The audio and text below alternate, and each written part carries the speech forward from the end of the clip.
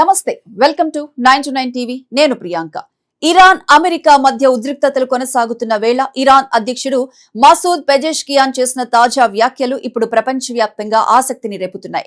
అమెరికాతో గతంలో కుదిరిన అవగాహన ఒప్పందమే ప్రస్తుతం నిలిచిపోయిన యుద్ధానికి ముగింపు పలికే అత్యుత్తమ మార్గమని ఆయన స్పష్టం చేశారు.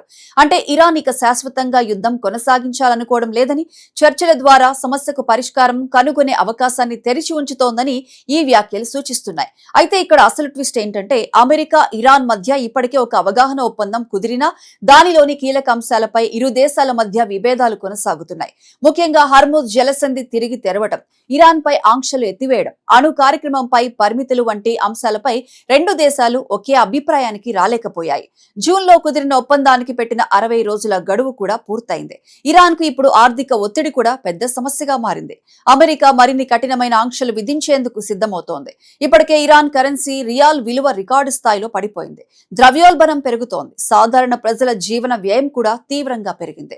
ఈ పరిస్థితుల్లో యుద్ధం మరింత కొనసాగితే దేశ ఆర్థిక వ్యవస్థపై ఒత్తిడి మరింత పెరిగే అవకాశం ఉంది. మరోవైపు అమెరికా మాత్రం ఇరాన్ పై ఒత్తిడిని తగ్గించే పరిస్థితిలో కనిపించడం లేదు. ఇరాన్ అణు కార్యక్రమాన్ని నియంత్రించడం, హార్ముజ్ జలసంధిలో రవాణాను పునరుద్ధరించడం వంటి అంశాల్లో అమెరికా కఠిన వైఖరిని కొనసాగిస్తోంది. అంతేకాదు ఇరాన్ తో వ్యాపారం చేసే ఇతర దేశాలు, సంస్థలపై కూడా సెకండరీ ఆంక్షలు విధించే దిశగా అమెరికా అడుగులు వేస్తోంది. దీంతో ఇరాన్ తో వాణిజ్యం చేసే దేశాలపైన ప్రభావం పడే అవకాశం ఉంది. ఇక్కడ హర్ముజ్ జలసంధి విషయం అత్యంత కీలకం. ప్రపంచ చమురు రవాణాలో ఈ మార్గానికి చాలా ప్రాధాన్యం ఉంది. ఇరాన్ అమెరికా మధ్య ఉద్రిక్తతలు పెరిగితే చమురు సరఫరాకు అంతరాయం ఏర్పడి ప్రపంచ మార్కెట్లలో ధరలు పెరిగే ప్రమాదం ఉంటుంది. ఇప్పటికే యుద్ధం, హర్ముజ్ లో రవాణా పరిమితుల కారణంగా చమురు మార్కెట్ పై ఒత్తిడి కనిపిస్తోంది. అందుకే పెజెష్కియాన్ తాజా వ్యాఖ్యలను కేవలం రాజకీయ ప్రకటనగా చూడలేం. ఒకవైపు ఇరాన్ తన సార్వభౌమత్వాన్ని, అణు హక్కులను కాపాడుకోవాలని కోరుకుంటోంది. మరోవైపు ఆర్థిక ఆంక్షలు, యుద్ధ పరిస్థితి, చమురు ఎగుమతులపై ప్రభావం దేశంపై భారీ ఒత్తిడిని పెంచుతున్నాయి. ఈ రెండు పరిస్థితుల మధ్య పెజెష్కియాన్ చర్చల వైపు అడుగులు వేస్తున్నట్లు కనిపిస్తోంది. అయితే అమెరికా ఇరాన్ మధ్య నిజమైన శాంతి ఒప్పందం కుదరాలంటే మాటలు సరిపోవు.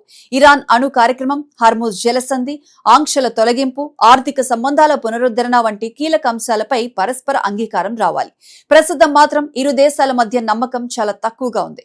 మొత్తంగా చూస్తే పెజెష్కియాన్ తాజా వ్యాఖ్యలు ఇరాన్ నుంచి వచ్చిన ఒక ముఖ్యమైన దౌత్య సంకేతంగా కనిపిస్తున్నాయి.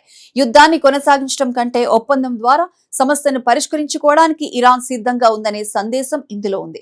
కానీ అదే సమయంలో అమెరికా కఠినమైన ఆంక్షలకు సిద్ధమవుతుండడం పరిస్థితి ఎంత సంక్లిష్టంగా ఉందో చూపిస్తోంది. కాబట్టి రాబోయే రోజుల్లో అమెరికా ఈ ప్రతిపాదనపై ఎలా స్పందిస్తుంది, ఆంక్షల విషయంలో ఏ నిర్ణయం తీసుకుంటుంది, హర్ముజ్ జలసంధి తెరుచుకుంటుందా లేదా అనేదే మధ్యప్రాచ్యంతో పాటు ప్రపంచ చమురు మార్కెట్ భవిష్యత్తును కూడా ప్రభావితం చేసే కీలక అంశాలుగా మారనున్నాయి.